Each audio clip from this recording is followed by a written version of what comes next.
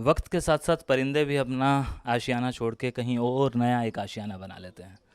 लेकिन इस हवेली में 300 साल से एक परिवार रह रहा है। पहले हवेली के कुछ व्यूज़ देख लेते हैं, फिर हवेली के बाशिंदों से भी आपको मिलवाया जाएगा। मेरे साथ साथ हवेली के कुछ व्यूज़।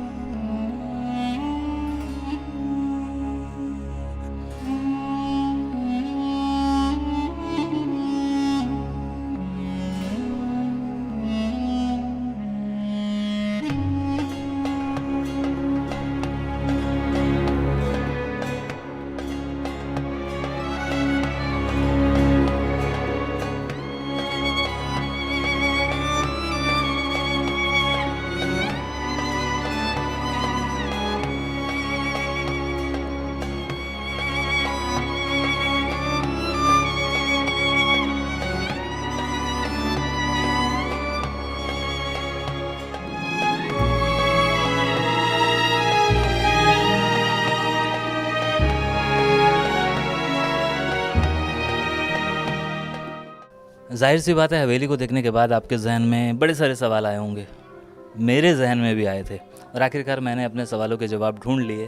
और मेरे साथ हैं इस हवेली के ऑनर और इस हवेली के बाशिंदे भी, जो अपना बचपन भी यहीं गुजार चुके हैं, अपनी जवानी भी और आने वाली ज़िंदगी भी यहीं गुजारने वाले हैं। वो हैं विनायक शर्मा जी।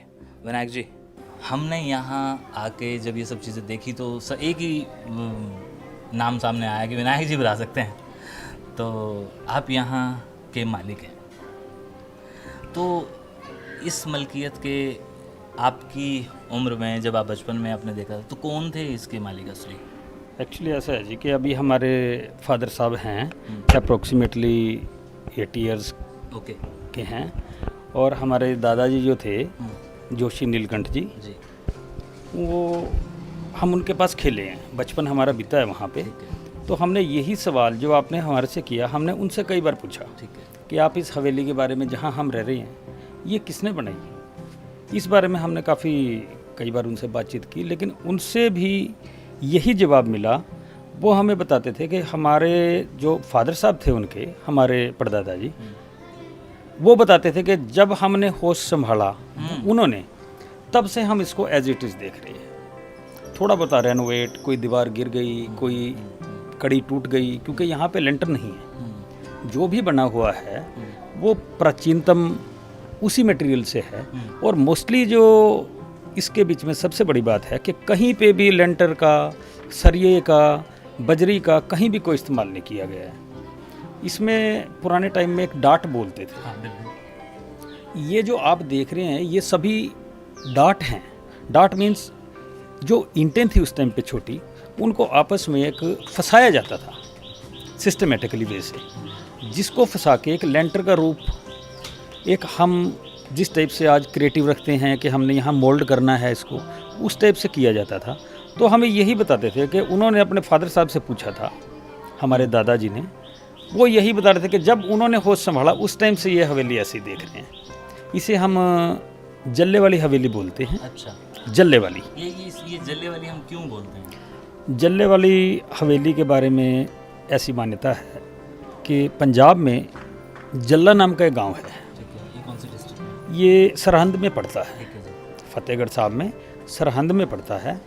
और वहाँ पे कुछ रॉयल फैमिलीज़ हैं, आज भी वो चेयरमैन भी हैं वहाँ पे, और बहुत लैंडलॉर्ड हैं।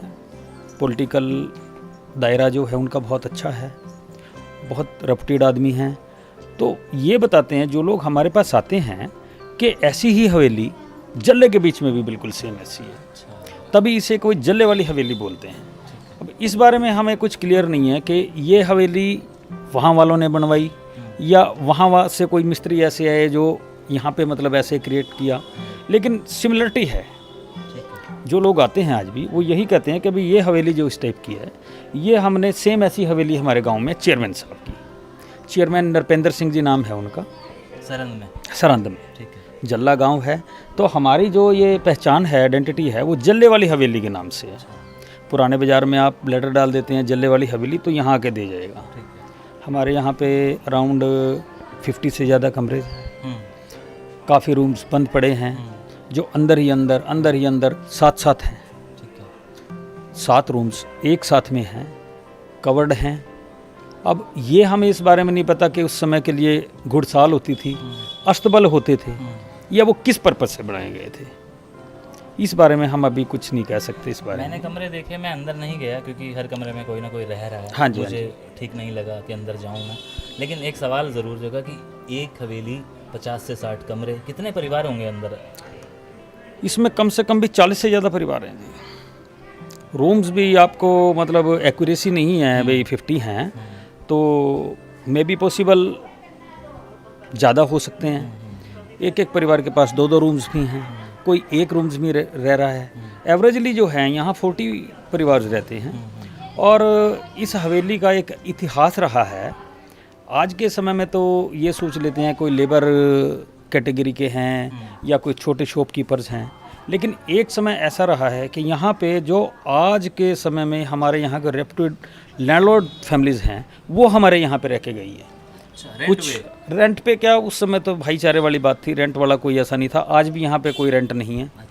जो कोई असहारा है बेचारा, बेसहारा, वो आके रह जाता है, कोई दिक्कत नहीं है, मेंटेन वगैरह करवा देते हैं। आज भी अनाज मंडी कमीशन में कुछ कमीशन एजेंट, कुछ राइस शेलर ऐसे हैं जिनकी युवा पीढ़ी हमें मिलती है आगे, तो वो हमें बताते हैं कि हम इस हवेली में हमारे पुरखों का बचपन कटा है।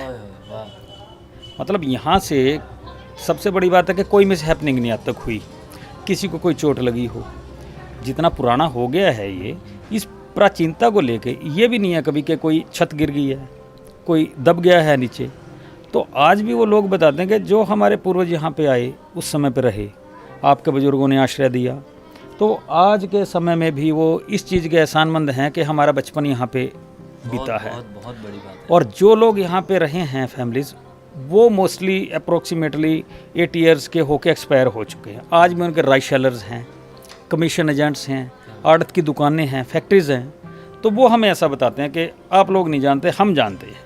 तो इसका मतलब तो ये हुआ कि पेवा में शायद आपकी हवेली सबसे पुरानी है। सबसे पुरानी है जी, सबसे पुरानी है, क्योंकि इसकी ऑथेंटिसिटी जो है वो हम नहीं कह सकते। मेरे हिसाब से जैसा मैं सोच रहा हूँ 300 साल से भी ज़्यादा, क्योंकि अब जो खुशी होती है जी, सबसे बड़ी बात ये है आज लोग एक अपने गांव से निकल के शहर में जाने की कोशिश करते हैं फैसिलिटी के अकॉर्डिंग।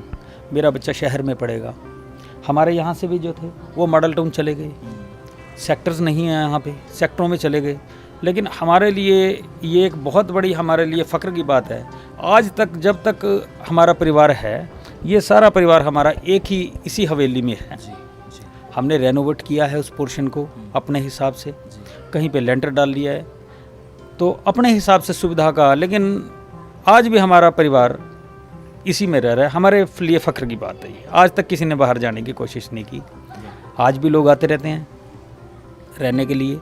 हमारे यहाँ पे जैसी सुविधा है पुराने के हिसाब से, लेकिन लोग सेटिस्फाई हैं, उन्हें दिक्कत नहीं है। सबसे बड़ी बात है यहाँ जितने भी लोग हैं, भाईचारा मस्ट है। किसी की फैमिली को प्रॉब्लम हो जाए तो सब इकट्ठे हो जाते हैं। जैसा शहरों में आजकल सोशल सर्कल नहीं है, उस हिसाब से यहाँ पे मतलब कोई दिक्कत नहीं है। किसी की फैमिली चली गई तो उसको खाने की दिक्कत नहीं है कि वो बनाएगा। परिवार से, पड़ोस से, हर चीज़ के लिए अकोमोडेशन सुविधा यहाँ पर अवेलेबल है। ये हमारे लिए एक बहुत बड़ा, हमें भी देख के बड़ा कई बार खुशी होती है कि आज के समय के बीच में भी जहाँ आदमी सेल्फिश है, अपने तक सोचता है, आज के टाइम में भी मतलब ये फैसिलिटी यहाँ पे है। जितनी खुशी इन्हें हो रही है, मुझे भी उतनी खुशी हो रही है। उसके 2 कारण हैं। मैं विनायक जी से मिल रहा हूँ तो एक पॉजिटिव वाइब्स आती है ना, वो। दूसरा इसलिए कि भाई हमने ये देखा और हमने इसे कैप्चर किया, और कैप्चर करने के बाद लगा कि आप लोगों तक जब ये पहुँचेगी, ऑफ कोर्स आप लोगों को अच्छा लगेगा। हालांकि आप ये भी जानते हैं कि मैं 47 के ही वीडियोस करता हूँ ज़्यादा, और 47 की ही चीज़ें आप लोगों को दिखाता रहता हूँ। लेकिन जब 47 की चीज़ें करते करते और पीछे हिस्ट्री में जाने, तो फिर कुछ ऐसी चीज़ें सामने आती हैं जिन्हें अनदेखा नहीं किया जा सकता। और अनदेखा करूँगा तो फिर आप लोग कहेंगे कि भाई वो क्यों छोड़ा। तो इसीलिए आज हमने इस हवेली को आपको दिखाया। आइंदा भी अगर ऐसा कुछ आपके सामने लाऊंगा तो उसे कबूल कीजिएगा। शुक्रिया।